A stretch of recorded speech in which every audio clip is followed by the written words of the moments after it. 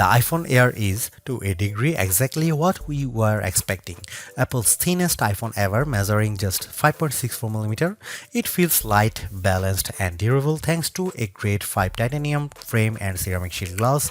In the hand, it is sleek and refined.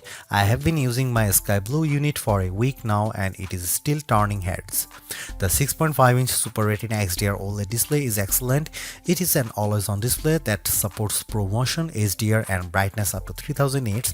It is slightly bigger than the iPhone 17's screen, which gives apps, text, and videos more room to breathe, and it looks great whether I'm scrolling TikTok, watching HDR videos, or just browsing outside on a sunny day. iOS 26 feels tailor-made for the Air with its new liquid glass design that looks striking and complements the physical build. Messages now support custom backgrounds, typing indicators, and polls, while the phone app and visual intelligence get useful upgrades. And while Siri's full AI overhaul isn't here yet, Apple Intelligence features are starting to appear. The biggest trade-off comes with the camera setup. There is just a single 48-megapixel camera lens on the rear of the phone. It produces sharp, natural-looking photos and impressive portraits, but you will miss the flexibility of a telephoto or ultra-wide if you are used to them. The selfie camera is excellent too. The Apple's center stage smarts for automatic, wide, and ultra-wide framing, and dual capture is genuinely fun. Performance from the A19 Pro is snappy and smooth, and it capably handled everything I threw at it, though the phone doesn't get warm during fast charging or heavy gaming. Battery life is decent but not class-leading enough for a workday, usually 6 to 8 hours of use, with my best stretch hitting around 10 hours away from the charger. Power users may want to invest in the $99 MagSafe Battery Pack, which matches the phone's slim profile and adds about 65% more life, but it is an added cost. The iPhone Air isn't the best iPhone for photography or endurance, but as a design statement, it's a gem. It feels like the most exciting iPhone Apple has released in years, and while it costs more than the iPhone 17 with fewer cameras and shorter battery life, it delivers value in other key areas.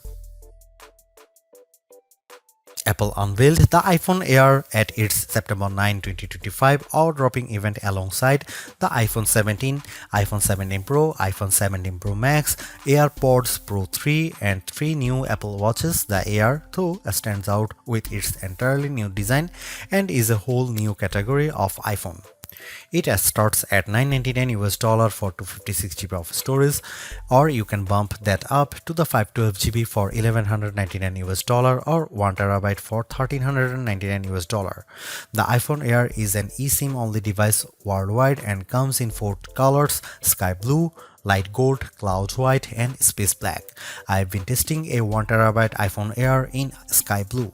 Apple will officially launch the iPhone Air on September 19, 2025, but it's up for pre-order now from the company's online store, authorized retailers, and carriers. If you are following the Apple rumor cycle, we were all expecting an ultra-thin iPhone to be released, one that would potentially go thinner than the iPhone 6 or 6 Plus, be more stunning than the iPhone X, and offer a truly refreshed look and feel for the iPhone. The launch event's awe-dropping tagline set the bar high, and the iPhone Air cleared it with room to spare.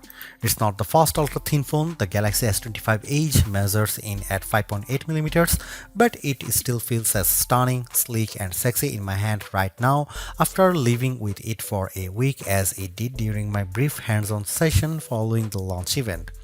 It feels as exciting as the iPhone X in that it might give us the playbook for the modern iPhone going forward, or at least show us one half of the purportedly incoming foldable iPhone. The photos released by Apple and even those shot by me for this review only do it partial justice. The iPhone Air is the best representation yet of Apple's vision for an iPhone that's just glass. It weighs in at just 5.82 ounces or 165 grams, fully justifying the Air moniker. Much like the iPhone 17 or even Pro Max, it feels balanced, not too top heavy, not too bottom heavy. It's Goldilocks ergonomics. I don't know if I'd quite call it eye-dropping, but the thinness is the part that gets people excited. At its thinnest, the iPhone Air is 5.64mm or 0.22 inches, and the plateau only jutes out of a bit more. I was instantly wowed, and over the course of a week, I have really become accustomed to this look and feel for an iPhone. While conducting some testing over the week, I showed it to my brother and sister-in-law, who were both visibly impressed when holding it. They asked about durability and were a little stunned at the overall feel. Then came the questions about battery life and the camera, both of which I will address below, and whether the USB-C port was thinner. On that last point, it is still a regular USB-C port, but to fit it in this frame and get in this small, Apple's design team started by 3D printing a custom one. And given how thin this phone had to be, Apple went back to grade 5 titanium for the shell and sides of the device. To further enhance the looks, it has a polished finish. My sky blue review handset is different from the MacBook Air and iPad Air colors of the same name. It is a bit lighter and pastel-like. I really like it, and the Air also comes in light gold, space black and cloud white. While the innermost layer of the iPhone Air sandwich is made of that strong titanium, which can bend slightly under pressure but is designed to spring back, it's topped and bottomed with glass and glass ceramic, specifically ceramic shield 2 on the front and a ceramic shield on the back. The rear, like the iPhone 17, is mostly frosted matte glass, while the top bump gets the glossy finish. Apple says the Air is 3 times more scratch resistant on the front, so I've still been careful sliding this in and out of my front or rear jeans pockets, and the back is 4 times more crack resistant. It also has the same IP68 rating for resistance to dust and water as the iPhone 17, 17 Pro and 17 Pro Max.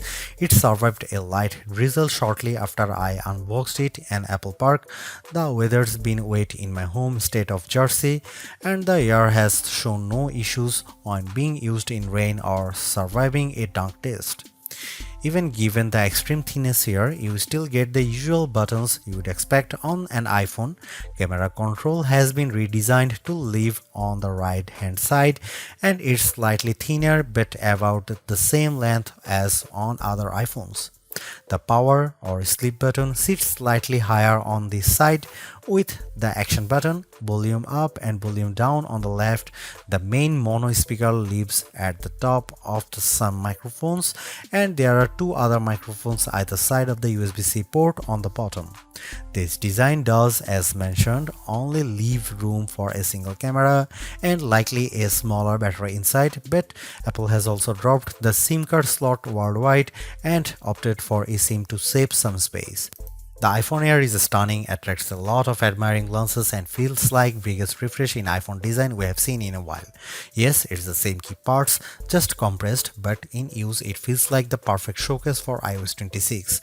If you are after Apple's best design this year, I think it is clearly the iPhone Air.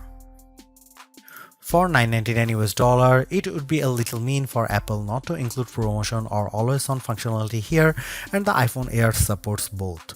As a whole, the screen is basically in line with those on the iPhone 17, 17 Pro or 17 Pro Max. The front of the iPhone Air is nearly all glass, except for a thin black bezel that turns into the sloped polished side. It's a 6.5-inch Super Retina XDR OLED display with a resolution of 2376 by 1260, which works out to 460 pixels per inch. It tops out at 3000 nits of brightness when needed, supports the white color P3 gamut and HDR, and features an anti-reflective coating. It also has the same dynamic island as the rest of the iPhone 17 line. In daily use, the display is really the main appeal here.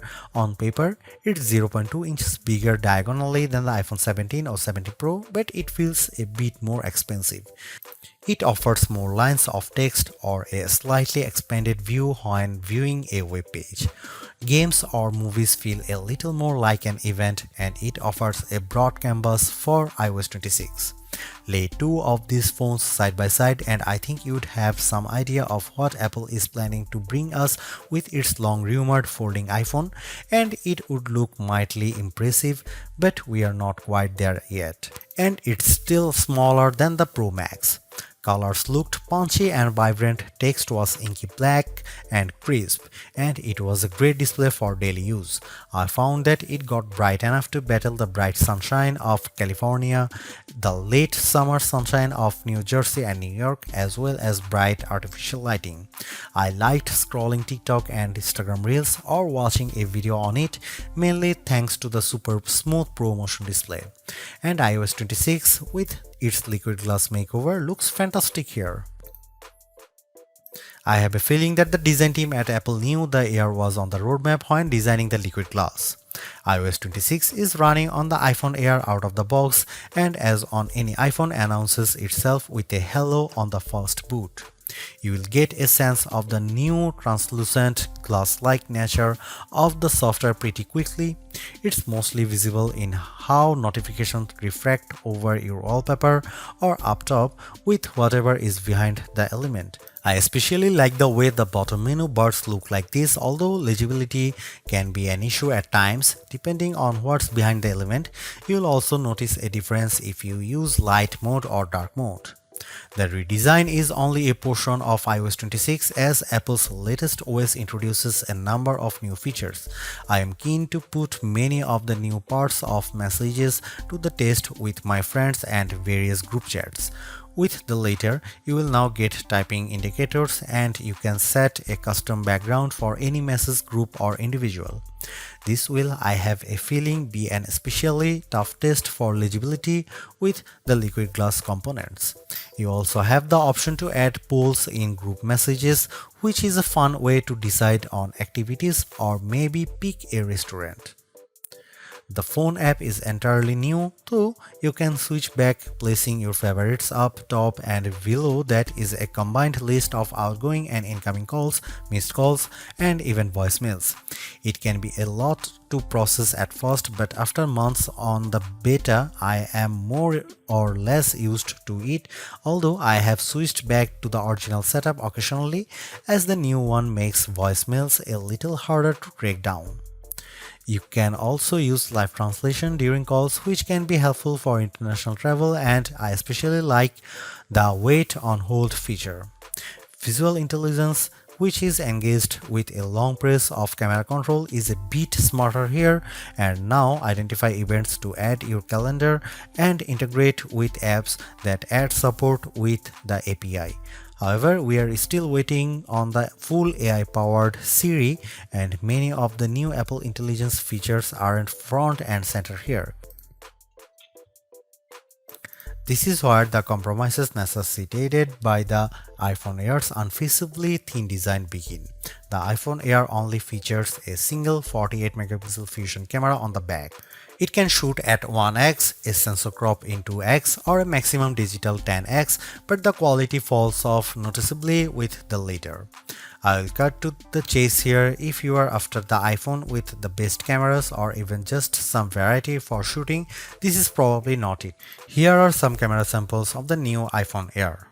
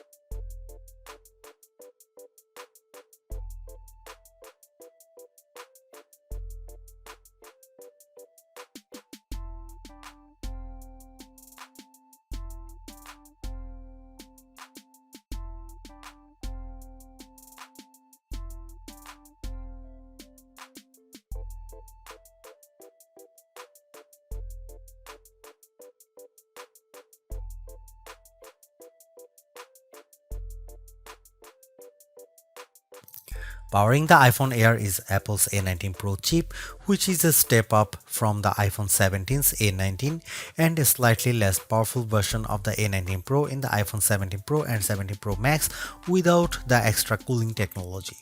The A19 Pro here is a 6-core CPU with 2 performance and 4 efficiency cores, a 5-core GPU and a 16-core neural engine. It's goodly faster than the A18 Pro or A18 found in the iPhone 16 Pro Max or 16, especially with various elements of iOS 26 including specializing a wallpaper and in everyday use.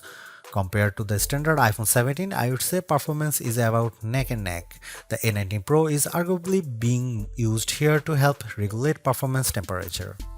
I did notice the iPhone Air heating up during the first few days while it was still indexing and charging, especially from 0% to about 50% before cooling as it slowed near 80%. It also warms up when multitasking with demanding apps at times.